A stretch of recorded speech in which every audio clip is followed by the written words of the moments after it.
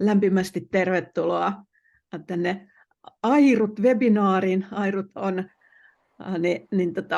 tämmöinen OPH:n rahoittama hanke, jossa me tutkaillaan ja kokeillaan monin tavoin sitä, miten tekoäly voisi toimia lukiossa oppimisen, opiskelun, ohjaamisen, opettamisen apulaisena, tukiälynä, ja tehdään erilaisia pilotteja. Mun nimi on Anna Rangas ja tulen tuolta Mikkelin kaupungin liikelaitos Otavialta nettilukiosta. Ja meillä on hirmuisen kiinnostavaa ja tärkeä tulokulma tänään, kun me mietitään sitä, että miten tekoäly voisi auttaa ja tukea erilaista oppijaa. Ja ollaan saatu tältä erilaisten oppijoiden liiton, apuvälinekeskuksen erityisasiantuntija Riikka Marttinen tänne meille vieraaksi ja kokemusasiantuntija Sofia Sturberg. Yes. Ja mä annan teille nyt puheenvuoron. Ja sitten tosiaan niin osallistujat, jotka olette tässä online, niin te voitte tässä esityksen aikana laittaa tuonne chattiin kysymyksiä, niin sitten esityksen jälkeen voidaan vielä keskustella. Ja tallenteen katsojille, niin te sitten voitte niitä kysymyksiä lähettää vaikka mun kautta, ja voidaan sitten vielä jatkaa tämän aiheen käsittelyä. Olkaa hyvä, Riikka ja Sofia. Kiitos. Lämmin kiitos. Ihan todella kiva, että päästiin tänne nyt sitten vähän kertomaan meidän ajatuksia ja jonkin verran jo kokemuksia, mitä sitten tekoälystä ollaan saatu. Laitetaan täältä vielä esitys päälle. Eli ollaan tosiaan täältä erilaisten oppijoiden liitosta ja vähän nyt ajateltiin tai meidän ajatuksia jakaa siitä, että mitä se tekoäly voisi olla siellä erilaisen oppijan tukena. Ja muutama sananen ehkä meistä, eli itse olen toimintaterapeuttikoulutukselta, niin opiskelen muotoilua parhaillaan tuolla Metropoliassa ja olen tässä erityisasiantuntijana työskennellyt nyt 4 vuotta, eli erilaiset oppimisen apuvälineet, ihan fyysiset apuvälineet tai sitten nämä digitaaliset apuvälineet ja erilaiset keinot ja menetelmät on sitten ollut omaa arkea tässä useamman vuoden. Ja ehkä voisin tekoälystä sanoa sen verran, että en kyllä koe olevani mikään tekoälyn superosaaja, mutta olen sitä todella mielenkiinnolla nyt seurannut ihan nyt sen vuoden ajan, mitä nyt generatiivinen tekoäly tässä nyt on erityisesti tullut, mutta toki tekoäly jo on aikaisemmin ollut, niin kuin tuossa vähän myöhemmin puhutaankin, että tekoäly on ollut jo vaikka sanelussa ja muussa jo useamman vuoden, mutta ehkä sitä ei ole niin tälle yleisellä tasolla niin hyvin tunnettu, mutta muutamia kokeiluja tässä on tullut tehtyä ja hyödynnettyä sitä kyllä ehkä päivittäinkin jo omassa työssäänkin, että tässäkin esityksessä on kuvia, joita on tekoälyllä sitten tehty. Mutta Sofia, jos sä kanssa esittelet itsesi.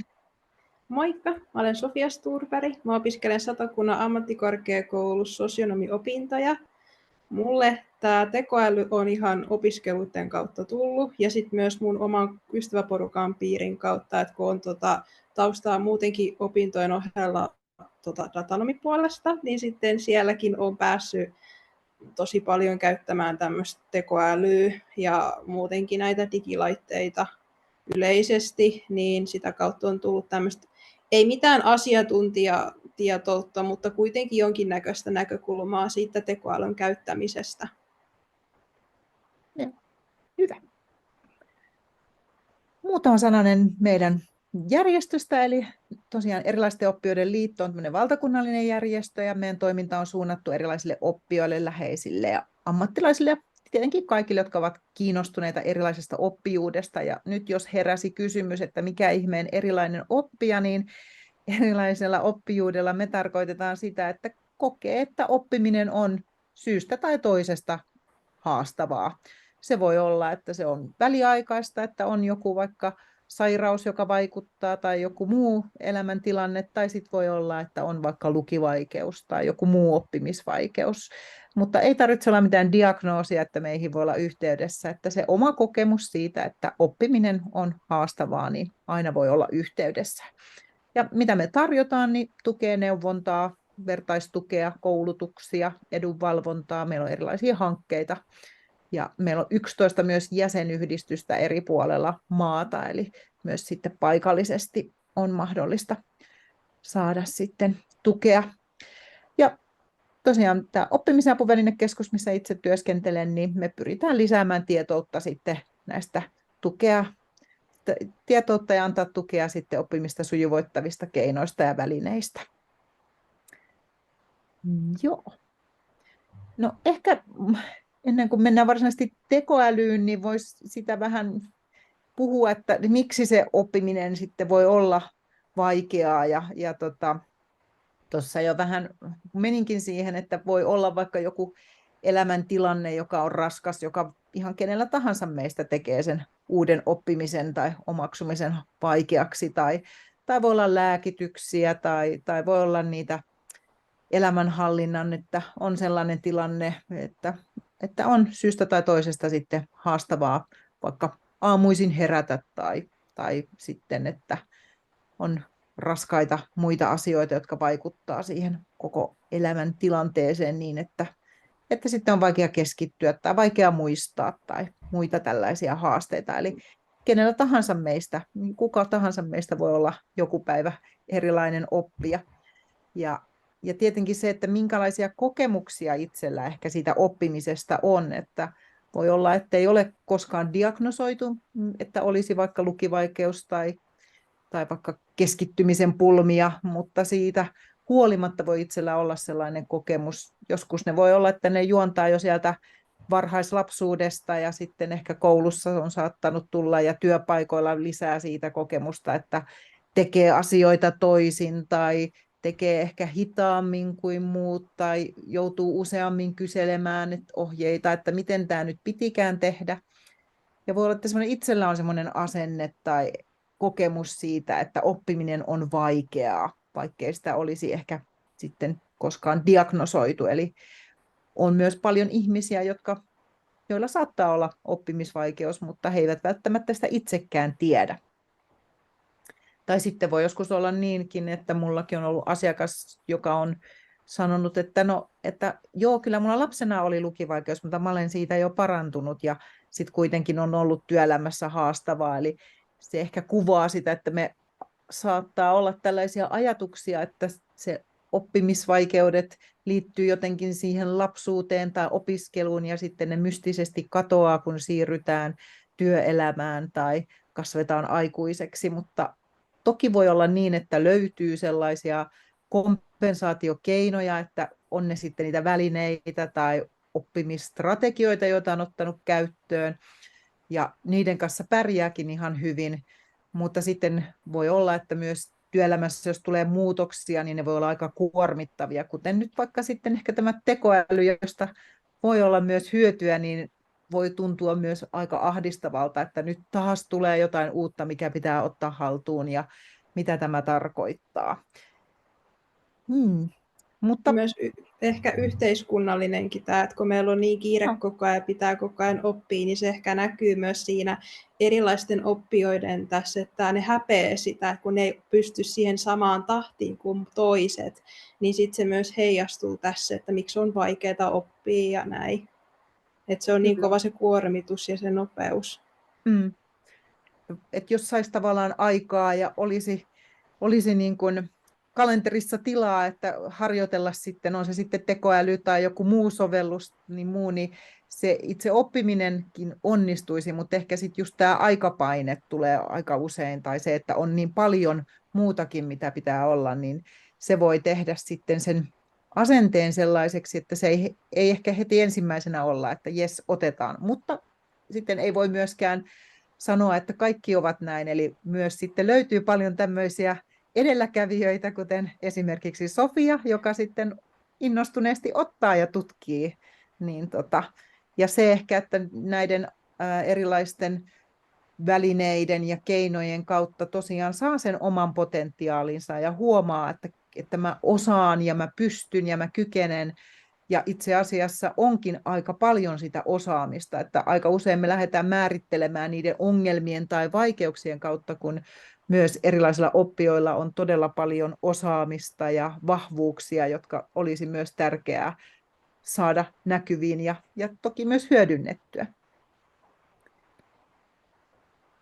No sitten jos puhutaan näistä kehityksellisistä oppimisvaikeuksista, jotka ovat synnynnäisiä ja perinnöllisiä, ne kulkee siellä elämässä mukana ja ne ilmenee usein jonkun tietyn taidon alueella, että se voi olla tosiaan lukivaikeus, joka on lukemisen ja kirjoittamisen vaikeus, on ehkä se tunnetuin ja laajimmin esiintyy. Tai sitten se voi olla matematiikan taidoissa, tai se voi olla, että kielen opiskelu on haastavaa, tai hahmottamisen vaikeus, joka ei varsinaisesti ole diagnosoitu, ja se on aika heikosti ehkä tunnistettukin, että se on semmoinen, mikä saattaa olla usein vasta aikuisiällä. Haluatko Sofia tästä kertoa itse? Joo, se on myös uudempi termi, on tämä hahmottamisen häiriö, että enemmän siitä puhutaan kuin hahmottamisen vaikeudesta.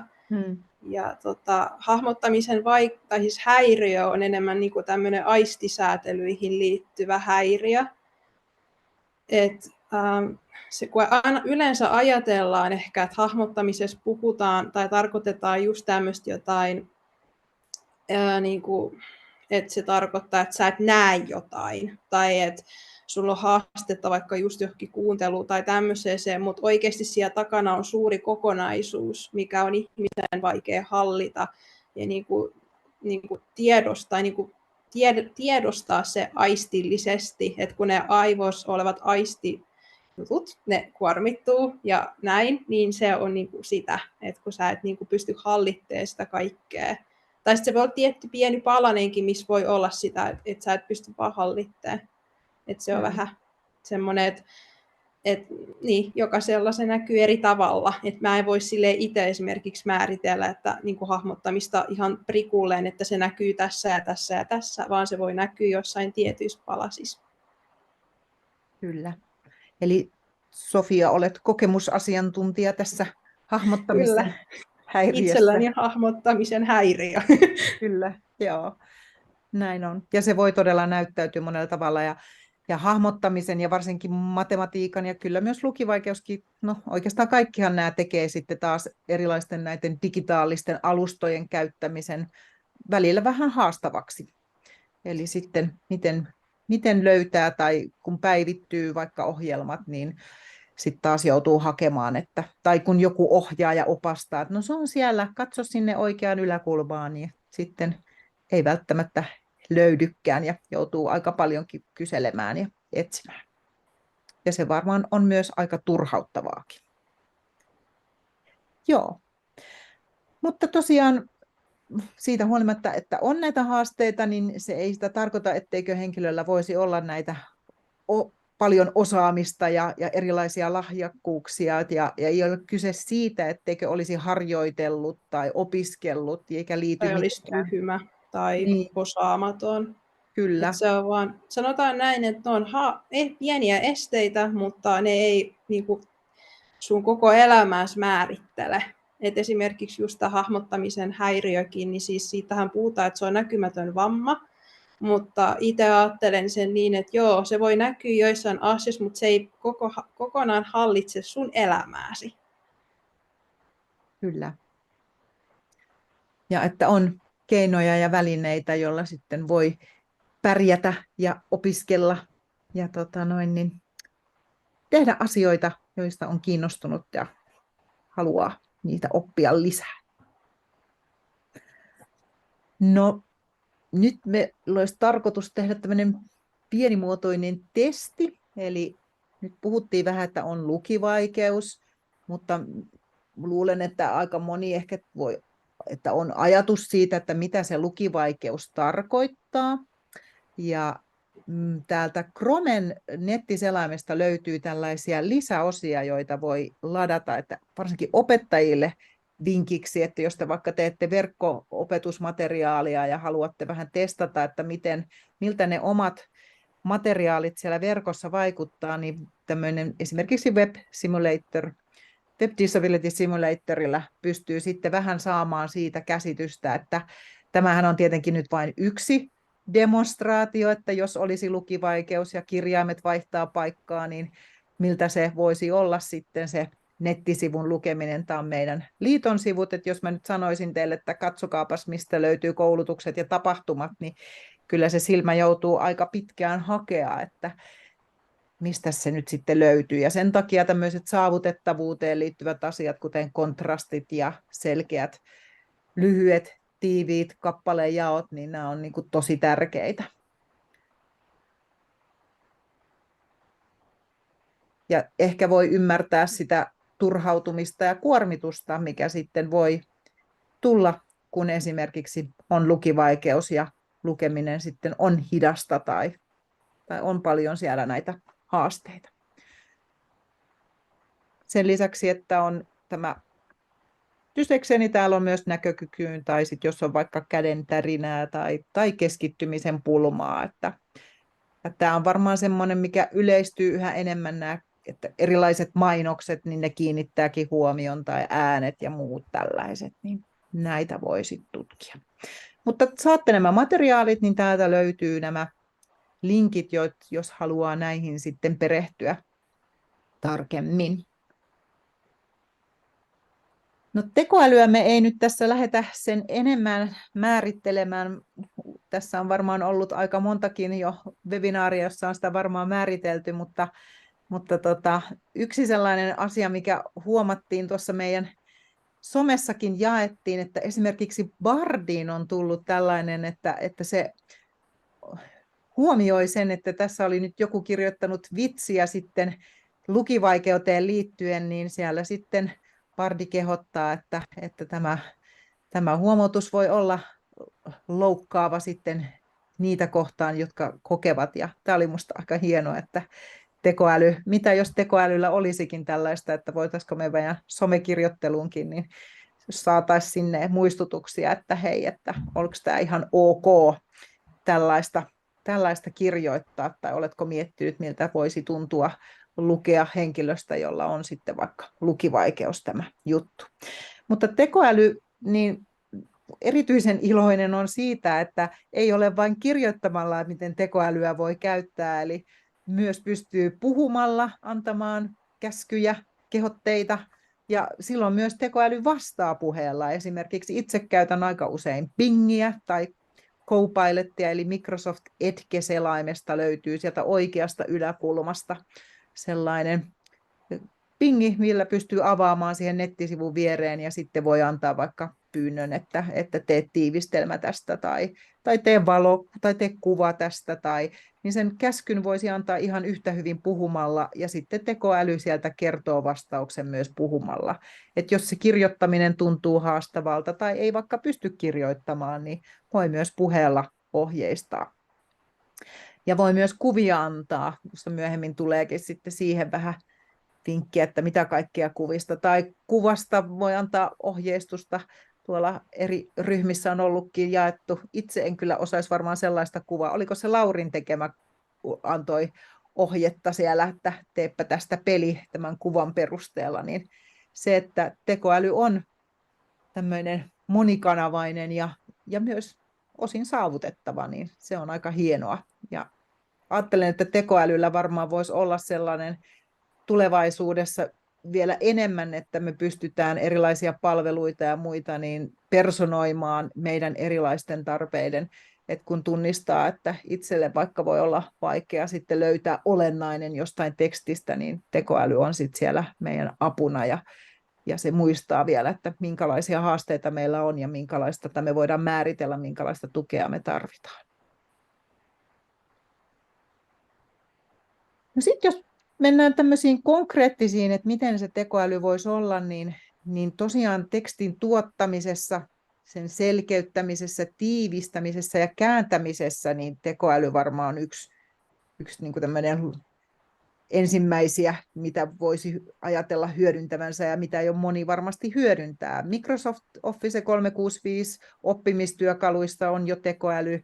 Tuossa jo puhuinkin tuosta, että mitä kaikkea siellä pystyy tekemään, niin Esimerkiksi Wordistä voi sanelua, ja sanelua pystyy myös PowerPointiin tekemään. Excelissä on jo tekoälyä, siellä pystyy hyödyntämään. Microsoft Lens-sovellus on sellainen, jolla voi ottaa vaikka kuvan tekstistä ja avata sen syventävässä lukuohjelmassa, jolloin sitten siellä pystyy kääntämään tekstiä tai muokata sitä tekstiä helpommin luettavaksi. Sieltä löytyy myös kuvatukea, eli siellä on todella paljon. Tai jos on matematiikkaan tarvitsee tukea, niin sieltä löytyy myös tuo Math-sovellus ja OneNoteista löytyy myös syventävä lukuohjelma ja meidän sähköpostiinhan tekoäly on jo, mullakin on käytössä siellä to-do-lista, että mitä pitää tehdä, tai sitten se muistuttaa, että hei Riikka, et ole vastannut tähän sähköpostiin, vaikka lupasit 3 päivää sitten jo palata. Ja käännöstyökalut, niin näissähän niin kuin on todella paljon, mitä tekoäly meitä auttaa jo nyt, mitä ei ehkä olla edes huomattukaan. Mutta sitten ChatGPT ja Microsoft Copilot ja Bing on varmaan semmoisia, mutta haluaisitko sä, Sofia, kertoa vähän, miten sä oot hyödyntänyt tekoälyä näissä? Esimerkiksi ChatGPT pystyy siis on tosi moninainen, että esimerkiksi tekstin kirjoittamisessa, ihan myös noiden tehtävien tarkistamisessa ja niiden, niin kuin, että sä osaat vastata siihen kysymykseenkin, sitä voi käyttää siihen, mutta myös, se auttaa myös kääntämisessä, että niin kuin jos on vaikka jotain, sanotaan vaikka, että jos sulla on vaikka englanti vaikea tai ruotsi, niin ChatGPT:llä vähän paremmin pystyy kääntämään tekstiä kuin Googlen kääntäjällä, että se kääntää sen vähän paremmin. Ja sitten Bing Eye on semmoinen, että sillä on helppo tehdä niitä kuvia, tai että se on ehkä, no sanotaan näin, että siinä on hyvät ja huonot puolet, se on kiva, että se osaa tehdä kivoja kuvia, mutta siinä voi olla myös se, että se mitä sä haluaisit, että se tuottaisi sulle sen kuvan, niin se ei välttämättä ihan tuota sellaista kuin mitä sä oot ajatellut. Että se voi ymmärtää sen vähän eri tavalla kuin mitä sä oot itse ajatellut, mutta se on apu myös niin kuin tämmöiseen luovaan ideointiin, että miten ehkä voisi toteuttaa jonkun kuvan, jos itse miettii vähän ja ei löydä vaikka tarpeeksi semmoista lähelle osuvaa siihen, mitä niin kuin on pään sisällä ajatellut. Ja no sitten myös niin kuin just joku ChatGPT, niin se auttaa myös ihan keskusteluapunakin. Kyllä. Ja just se, että tavallaan voi syventää sitä, että vaikka jos on itse tehnytkin sen tekstin, niin voi vielä lähteä sitä tekstiä parantelemaan, tai miten tätä voisi kehittää, tai olisiko tässä jotain uutta, tai sitten toisaalta antaa se vaikka se oma vastaus sinne tekoälylle ja kysyä tekoälyltä, että no miten tämä vastaus, että voisiko tätä vielä jotenkin parannella tai lisätä tähän, niin myös niitä, että ei ole vaan pelkästään sitä, että tee mulle teksti, vaan juuri ja ideoita. Joo, sano vaan Sofia. Niin siis ChatGPT muutenkin on siinä mielessä hyvä, että jos on vaikka just lukihäiriö, että sun tulee helposti niitä T tai S tai R siinä tekstiin, niin ChatGPT myös auttaa siinä, että sit tulee siitä tekstistä semmoinen, että siellä ei ole niitä kirjoitusvirheitä tai muuten vaan hassusti sanat. Tai niin kuin siinä, mitä sun itse tuottanut. Et siinä mielessä tämmöiset tekoälyt on tosi hyviä, että jos on lukihäiriö tai jos on vaikka ihan vaikeaa se, että sä osaisit se, mitä sä ajattelet, niin tuottaa tekstiksi, koska joillakin se on tosi vaikeaa, että he ei välttämättä osaa tuoda sitä sillä tekstinä, vaikka asiakirjamuotona, että mitä he haluaisivat kirjoittaa johonkin tehtäviin, niin ChatGPT auttaa myös siinäkin. Kyllä. Ja ihan vaikka jo sanelukin, että jos se kirjoittaminen tai tuntuu, että ei niin kuin se kirjoittamalla ei saa niin kuin itseään ilmaistua, niin jo sillä puheella pystyy jo sanelemaan ja sitten lähtee muokkaamaan sitä tekstiä, saneltua tekstiä vielä vaikka tekoälyllä sitten vielä, että no tiivistä tämä tai teet tästä selkeämpi kokonaisuus, että siinä voi olla useampikin vaihe, jossa hyödynnetään tekoälyä eri tavalla. Ja tuossa tulevaisuudessa meillä vielä tuo Copilot tulee yhdistymään. No tässä on nyt Word laitettu, mutta se tulee ihan kaikkiin näihin Microsoftin palveluihin ja siellä just voi olla sitten, että meillä Wordissä voi ollakin sivussa sitten tekoäly vielä antamassa niitä vinkkejä suoraan, niin sitten, että miten voisi vaikka parantaa tätä tekstiä ja ja näin, mutta ne varmaan ei ihan heti ole tulossa, ja siinä on sitten varmaan näitä lisenssikysymyksiä myöskin, että hankitaanko sitten kaikille oppilaitoksille minkälaisia lisenssejä ja liittyykö niihin sitten tämä Copilot, että se on nyt varmaan semmoinen, mikä ensi vuonna sitten nähdään, millä tavalla se yleistyy. Joo. No sitten on tämä syventävä lukuohjelma, sitä ei nyt ehitä tässä esittää, mutta tuolta meidän YouTubesta on tehnyt videon, voisin vaikka, tai jos Sofia ehtii vaikka meidän YouTubesta etsiä sen syventävän lukuohjelman, niin se löytyy sekä työpöytäversiosta että sitten sieltä Word Onlineista, ja sitten myös Edge tukee syventävää lukuohjelmaa. Et jos tämä ei ole vielä opiskelijat teille tuttu, niin tämä on kyllä semmoinen, mihin lämpimästi suosittelen tutustumaan, niin laitetaan, voisin tuohon materiaaleihinkin laittaa sitten ne linkit, ne oli näköjään jäänyt pois. Mutta syventävä lukuohjelma, no ehkä voisi siis sen sanoa, että siinä tosiaan tekstin pystyy avaamaan tämmöisessä syventävän lukuohjelman näkymässä, ja sitä tekstiä pystyy vaikka fontteja muokkaamaan, tai sitä, että miten lähekkäin kirjaimet ovat toinen toisiaan, että joskus helpottaa lukemista, kun niissä on vähän enemmän kirjainten ja sanojen välissä tilaa, ja sieltä saa myös tämmöistä kielioppiapua, että voi tekstistä etsiä vaikka, että mitkä oli verbejä ja mitkä oli sitten adverbejä tai adjektiiveja. Ja sitten saa myös tämmöisen digitaalisen lukuviivaimen, eli pystyy niin kuin näkemään vain 1 rivin tekstiä tai 3 riviä tai 5 riviä, miten haluaa, niin kerrallaan, tai sitten vaihtaa taustavärin, joka tuo kontrastia, että nyt mullakin on tässä keltainen ja musta, niin se pikkasen on parempi kontrasti. Joillekin voi olla, että se mustavalkoinen on vähän kova silmille, niin pystyy niin kuin niitä näkymiä, ja tämä on erityisen hyvä varsinkin siellä nettisivuilla, koska sitten pystytte Edge-sivuilta kuuntelemaan tekstiä, ja myös sitä, että onko se teksti kapeasti vai leveästi siellä, niin nämä kaikki on semmoisia tosi hyviä apuvälineitä. No sitten ajateltiin myös nämä kuvat ja videoiden tuottamisessa, että tänä päivänä aika paljonkin myös opiskeluissa kuvia ja videoita, niillä voi myös sitä omaa osaamistaan osoittaa, että se mikä on mun mielestä yksi hienoimmista tässä tekoälyn, että se on niin kuin nopeuttanut ja helpottanut, ja kuka tahansa voi tehdä tosi kivoja kuvia, mutta että se myös mahdollistaa sen, että sitä omaa osaamistaan voi myös osoittaa muulla tavalla kuin kirjoittamalla tai puhumalla, tai voi pyytää, että tekoäly selittää, jos on joku vaikea kuva. Niin mutta haluaisitko sä, Sofia, tästä tähän avata, että miten nämä kuvat ja videot?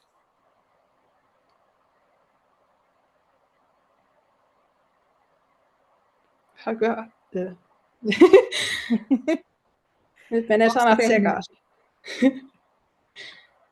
Mä oon siis itse, oon mä siis vähän tehnyt, mutta ei mulla ole, niinku videoista mulla ei ole kokemusta, joo, mutta kuvista oon mä vähän silleen saattanut hakea vähän semmoista luovaa ideointia, että en mä niinku pääasiassa, jos mä teen tämmöisiä vaikka joulukortteja, mitä mä harrastan, niin kyllä mä sen pääasiassa aina itse teen ne jutut, että silleen tekoäly ei ole niin isossa osassa niiden osalta. Että sulle on se kiva itse tehdä ja luoda. Joo, kyllä. Mutta sitten jos tuntuu, että haluaisi, niin just, että voisi vaikka niinku opettajana ehkä omiin materiaaleihinkin, että miten niihin saisi visuaalisia kuvia, jotka voisi sitten olla, tai sitten jos on vaikka joku hankala kuva, josta ei ehkä tiedä, että tilastoon tai muuhun, niin voi pyytää tekoälyltä apua.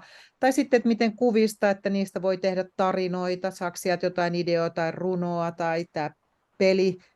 Tai sitten tuossa kohta mulla onkin toi WebOpe Esa-Riutan mahtavat vinkit YouTubesta, niin siellähän on, että miten voi vaikka, että sä piirrät kuvan ja sitten tekoäly tekee siitä animaation, tai sitten on opettajilla näitä, että pystyisi vaikka ottamaan oman tallenteensa 1,5 tuntia siellä puhetta, niin siitä tekoälyn avulla voi sitten tehdä tämmöisen, että otetaan valokuva ja sitten annetaan se tekstimuodossa sitten se tieto, ja sitten siitä pystyy tekemään tämmöisen lyhyemmän tiivistelmän, mutta nämä sitten vaatii jo aika paljon enemmän, että itsekin olen vaan seuraillut, miten muut ovat kertoneet, muutamaan webinaarin osallistunut ja kuullut kyllä, mutta ne ei ihan niin helppoja ole, että ne vaatii vähän sitä osaamista, mutta tavallaan miten voisi vaikka sitten tästäkin videosta tehdä, tai Microsoftin Teamsissähän on myös tulossa, että vaikka jos on tallenne, niin siitä sitten tekoäly tekee tiivistelmän, että tässä palaverissa tai tässä koulutuksessa käsiteltiin näitä asioita tai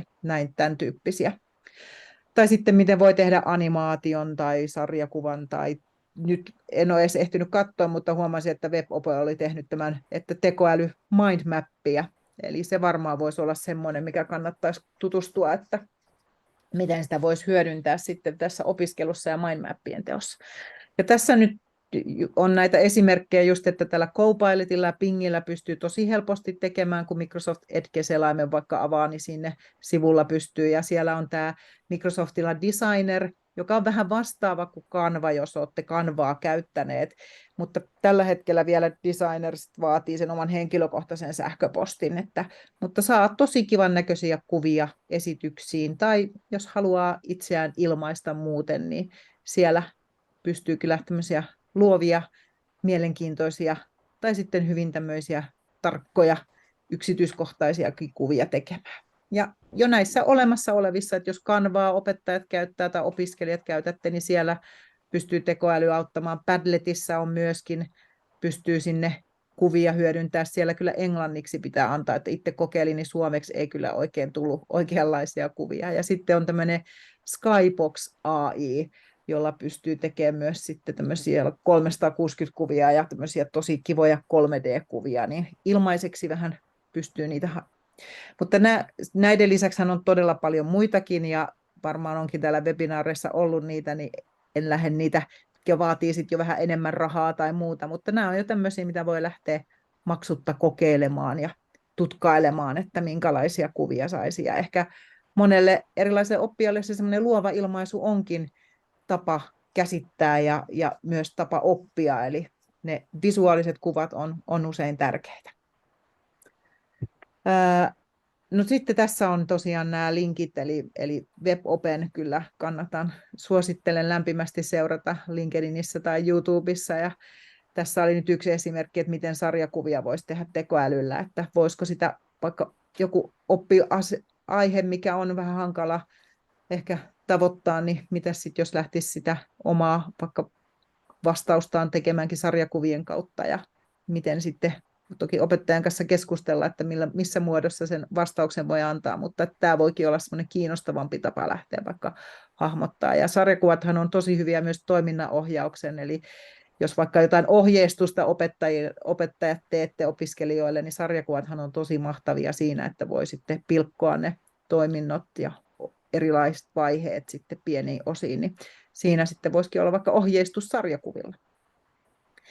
Ja sitten on tämä Gen AI:n hanke, tämä opettava kone, jossa sitten on myös tätä kuvan tunnistusta hyödynnetty, ja tämä on minusta ihan todella mielenkiintoinen, eli voidaan niin kuin tekoäly opettaa sitten luokittelemaan kuvia, ja sinne voidaan antaa erilaisia käskyjä. Tämä oli nyt vapaasti jo käytössä, eli tätä kyllä suosittelen tähän tutustumaan, ja miten tätä voisi hyödyntää, ja itse miettiä, että miten vielä voisi niin kuin erilaisille oppijoille vielä visualisoida niitä asioita ja tulisi sitä kertausta, ja miten niiden kuvien kautta voidaan tehdä mielenkiintoiseksi se oppiminen, ja sinne voidaan niin kuin erilaisia toimintoja ja käskyjä antaa, niin tuo on kyllä ehdottomasti semmoinen, mitä ajattelen, että erilaiset oppijat ja opettajat varmasti kyllä voisivat hyödyntää monella tavalla luovastikin.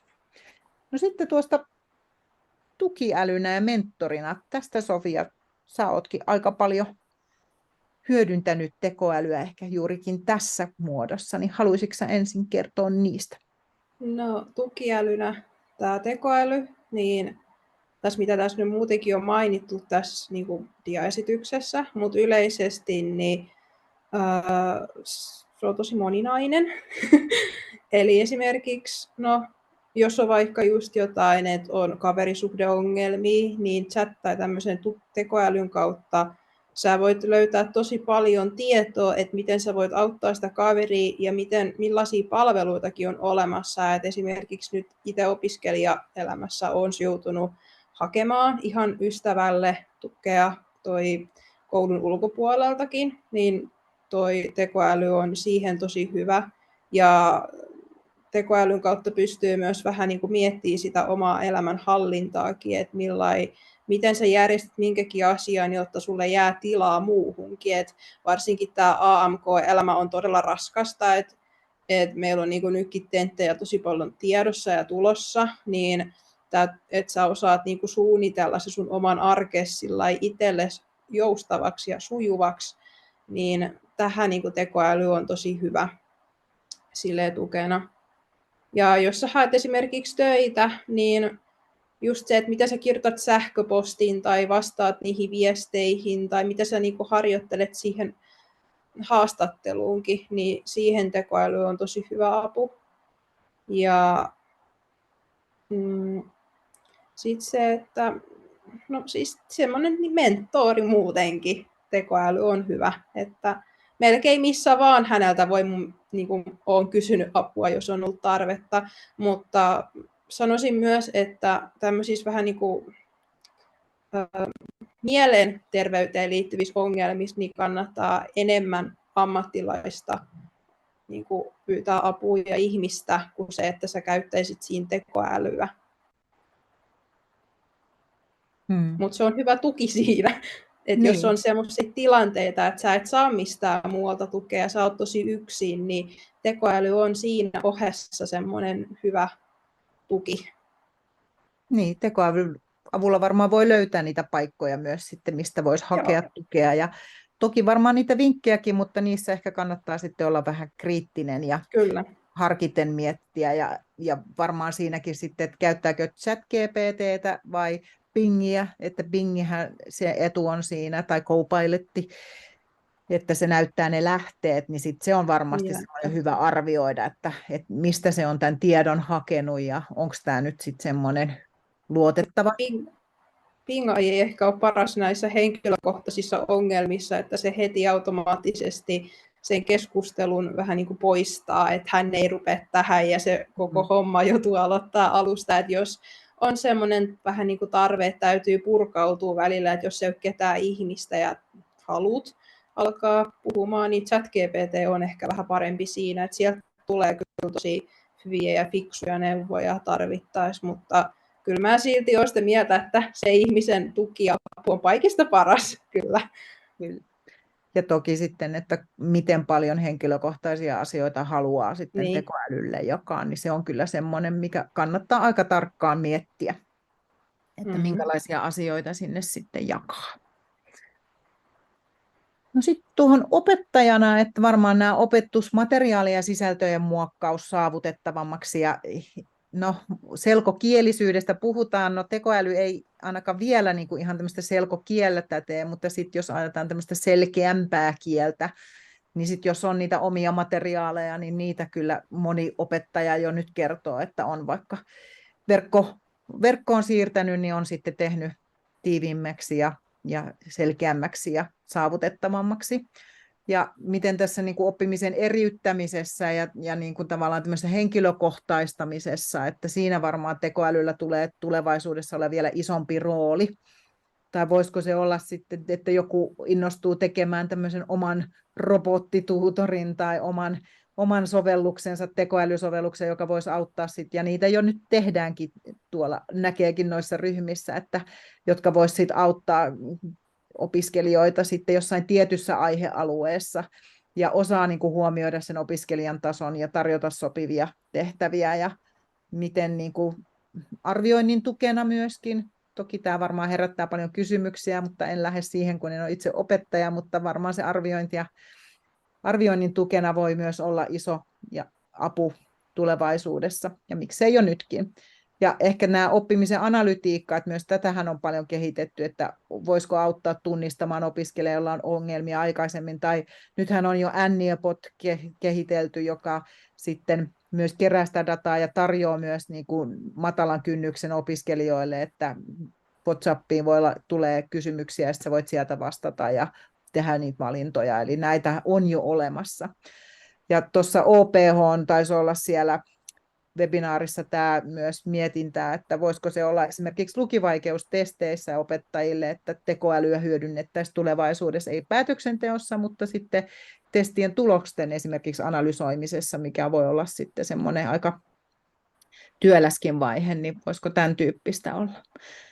No, haasteista ehkä on hyvä myös niin kuin puhua, eli onko sit riittävästi tietoa ja ymmärrystä, miten sitä hyödynnetään ja käytetäänkö sitten opiskelijoilla varmaan voi olla se kiusaus ja houkutus käyttää sitä kopiointiin tai tehtävien tekemiseen, jolloin ulkoistetaan se oppiminen tekoälylle. Toki tämä, että algoritmit vie paljon niin kuin aikaa jo tai ohjaa meitä jo tosi paljon siellä somessa, että koko ajan tarjotaan lisää kiinnostavaa sisältöä somissa peleissä, vietetään yhä enemmän aikaa, se meidän keskittyminen alkaa olla jo aika heikkoa niin nuorilla kuin aikuisillakin, niin siinä on ne omat haasteensa, että miten me niin kuin järkevästi tätä käytetään, ja toisaalta tämä kuplautuminen, että siellä on se vahva oma somekupla ja tarjoaa sitä samantyyppistä sisältöä ja toisaalta myös vahvasti tämmöiset erilaiset tunnereaktiot, mitä meissä herää ja silloin me reagoidaan ja sitten taas tuo lisää sitä. Eli tuossa oli Ylen tosi mielenkiintoinen juttu tästä tekoälyn eettisistä puolista, että miten TikTokissa sitten toimittajat olivat tehneet tämmöisen testihahmon ja sitten mitä haastavammaksi se meni tai tuli siellä aika ikävääkin, rupesi tarjoamaan sitten tällaisen mielenterveyden haasteisiin, niin se vaan lisäsi niitä. Eli tässä on kyllä vielä aika paljon tekemistä. Tai sitten tämä kiusaaminen, että näistä oli jo aikaisemmin, että miten sitten tämmöisiä alastonkuvia tekoälyllä on tehty ja niillä on sitten kiusattu, niin tämä on varmasti asia, joka niin kuin mietityttää ja tähän meidän täytyy miettiä, että minkälaisia ratkaisuja näihin löytyy. Ja mihin voi sitten luottaa, niin on onko tämmöiset erilaiset deepfake-videot ja sitten toisaalta tämä nopea kehitys, että miten me pysytään tämän mukana, että itse tuntuu jo, että joka kerta kun avaa somen, niin sieltä tulee jo tämmöistäkin ja tämmöistä, ja toisaalta miten nuoret käyttää, ja sitten nämä tekijänoikeuksiin ja tietoturvaan liittyvät haasteet, että voiko oppikirjan tekstejä käyttää tekoälylle syöttää, niin ei. Eli siellä tulee kustantajien sitten nämä tekijänoikeudet, ja toisaalta nämä ilmaiset sovellukset, niitä on nyt ihan lukemattoman määrän erilaisia kiinalaisia, niin mihin ne tiedot kertyy ja mihin ne tallennetaan, mitä tietoja se kerää meistä. Ja kouluissa ehkä on jo mietitty tietokoneet, että ne on hallinnassa, mutta sitten kun hankitaan tabletteja tai Chromebookkeja, niin onko siellä jotain ilmaisia sovelluksia, mitä laitetaan ja kuinka ne on sitten tietoturvallisia, niin nämä on varmaan semmoisia haasteita. Joo. Mutta sitten meidän liitosta ehkä sen verran tähän loppuun, eli meillä on tämmöisiä apuvälineinfoja aina keväällä ja syksyllä. Tulee lukemista ja laskemista ja keskittymistä. Nyt tältä syksyltä ne on menneet, mutta tallenteet löytyy YouTubesta ja keväällä tulee sitten uudet. Eli jos tämän tyyppinen tietous siihen kaipaa lisää tai sitten haluaa ihan ohjausta ja neuvontaa, niin voi myös sopia puhelimitse tai sähköpostilla tai etäyhteydellä tai sitten täällä pääkaupunkiseudulla tulla käymään täällä meitä tapaamaan, niin sitten voidaan auttaa näissä asioissa, jos tuntuu, että haluaisi lisää tietoa. Meillä on pienryhmäohjausta korkea-asteen opiskelijoille joka toinen viikko. Ja sitten meillä on tulossa itse asiassa Sofia ja Katja tuovat vertaisohjaajina, eli tämmöinen 12 osallistujalle tekoälytyöpaja ensi helmikuussa. Vielä ei ole ilmoittautuminen auki, mutta meidän nettisivuilta löytyy se tapahtumat ja koulutukset, niin sinne varmaan tässä piakkoin joulukuun aikana viedään, niin sitten 12 otetaan ensi keväänä. Kerran kuukaudessa tavataan ja sitten pääsee harjoittelemaan näitä, miten sitä tekoälyä voisi sitten hyödyntää. Ja sitten meillä on tämmöinen verkkokauppa, jos sitten tämmöiset fyysiset oppimisen apuvälineet kiinnostaa, niin sieltä voi tai lukuviivaimet tai kalvot, tai sitten meiltä löytyy myös paljon tämmöisiä oppimistrategioita ja erilaisia kanvapohjia, mitä pystyy sitten hyödyntämään niin sieltä. Mutta usein se paras apuväline on kuitenkin se toinen ihminen, niin kuin Sofia hienosti sanoikin, eli ei unohdeta sitä, että tekoäly voi olla tärkeä apuväline, mutta usein se kuitenkin se ihminen on sitten siinä hyvä tuki ja tärkeä siellä arjessa. Paras tuki. Niin, kyllä. Mutta jos ei ole sitä ihmistä tai on semmoinen, mitä ei heti halua jonkun kanssa, niin kyllähän sitten voi tekoälyn kanssa siellä jutella ja lähteä miettimään, mistä voisi löytää semmoisen ihmisen, jonka kanssa voisi niitä asioita vielä selvitellä eteenpäin. Mutta jos tulee nyt kysymyksiä tallenteen katsojillekin, niin voi olla suoraan minun yhteydessä tai sitten Annen kautta tavoitella. Ja minun kautta saa myös Sofiaan, jos tuntuu, että haluaa vielä Sofialta jotain kysyä tai tarkentaa. Mutta lämmin kiitos tästä. Kiitos. Voi kiitos tästä johdattelusta. Paljon sellaista, mikä ihan käytännössä voi auttaa opiskelijaa tai opettajaa ja mitä ohjaajat voi välittää eteenpäin. Ja sieltä tuli chatin kauttakin kiitoksia teille. Ja tosiaan, jos teillä on vielä jollakin joku kysymys, oli hirmuisen tärkeää, kun nostitte esiin nuo eettiset kysymykset, että minkälaisia asioita sille tekoälylle voi ja kannattaa jakaa. Että se ehkä on aina niin kuin semmoinen aloittelijalla pikkusen hämärä, että kun se tapahtuu tässä mun koneella, minä tässä vaan yksinään laittelen tätä, niin ehkä se ei sitten ihan niin yksityistä olekaan. Niin, kyllä. Ja siinäkin on eroja, että miten esimerkiksi Bingissä on vähän niin kuin suojatumpi, mutta ei sekään ole sitten, että siinäkin niin kuin, että miten sitä tietosuojaa ja käyttääkö sitä millä sähköpostilla, onko se koulun sähköposti, työnantajan sähköposti ja miten on kirjautunut vaikka, että näilläkin on merkityksensä, niin nämä on kyllä semmoisia, että me ei välttämättä edes ihan tarkalleen tiedetäkään, mitä kaikkea tietoa meistä kerätään ja missä sitä käytetään, että siinä kyllä kannattaa olla tosi tarkkana, että mitä tietoja jakaa itsestään. Ja vinkkasit siellä tämän Generation Joo.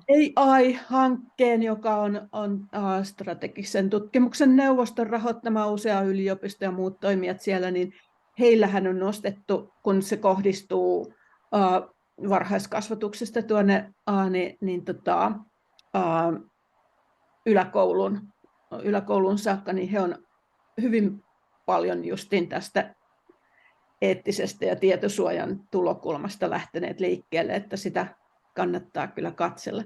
Mä laitan nämä tallenteen ja sitten tämän diapaketin jakoon samoja kanavia pitkin, mistä tiedotinkin, ja sieltä voi sitten vielä niitä linkkejä katsoa ja materiaaleja. Ja tosiaan niin suosittelen kyllä tuota oppimisen apuvälinekeskusta, että vaikka siellä lukee se apuväline, niin kuin Riikka sanoit sitä, niin siellä on näitä virtuaalisia apuvälineitä hirmu kivasti esitelty. Ja meillä on tietysti tuo Opinvoimala, sielläkin on linkitetty varmaan tuonne samaan oppimisen apuvälinekeskukseen ja samantapaisia ohjeita löytyy sieltäkin. Tämä on aina sellainen mielenkiintoinen keskustelu, että välillä tekisi mieli sanoa, että ei puhuta apuvälineistä, kun niistä ehkä voi tulla vähän semmoinen leima, että nyt mä tarviin tosi paljon apua, koska kuka tahansa meistä voi hyödyntää sanelua, eikä se ole sen erityisempää. Mutta sitten toisaalta myös on hyvä tiedostaa se, että välillä voi olla ihan hyvä hakea apua, ja se on ihan ok, että onko sillä väliä tuottaako sen tekstin sanelemalla vai kirjoittamalla, jos sisältöhän se on se tärkein. Et siinä mielessä niin kuin, se on aina sellainen mielenkiintoinen keskustelu, että puhutaanko me digityövälineistä vai oppimisen apuvälineistä vai mikä se olisi, mutta jotenkin mä ajattelen, että nämä on semmoisia keinoja ja välineitä, joita kuka tahansa voi hyödyntää. On sitten käsipoikki tai ääni mennyt tai näin, mutta sitten ne voi joillekin olla erityisen tärkeitä sitten, että saa sen oman osaamisen ja pystyy niin kuin osallistumaan opiskeluihin ja helpottaa sitä, että ei tarvitse, jos se vaikka se lukeminen on tosi hidasta, niin ihan yhtä ok on kuunnella se teksti. Toden totta. Ja miten yllättävän paljon apua älypuhelimesta esimerkiksi on moneen asiaan, sitä meistä itse kukin, niin välttämättä ei aina osaa ihan aavistaakaan. Kyllä. Tuolla online-osallistujien chatissa ei kysymyksiä nyt näy, niin mä laitan tästä tallennuksen pois päältä, niin sitten jos vielä joku vähän arkailee oman kysymyksen esittämistä, niin sitten voi tallennuksen jälkeen vapaasti esittää. Eli hurjasti kiitoksia teille Mahtavaa, Sofia, että olet lähtenyt tälle tielle, että omilla kokemuksilla autat toisia eteenpäin. Ja toi kuulosti tosi kiinnostavalta tuo ensi kevään teidän tämmöinen pienryhmä sitten näiden asioiden kanssa. Ja Riikka, isot kiitokset sinulle myöskin. Kiitos kun saatiin olla. Kiitos.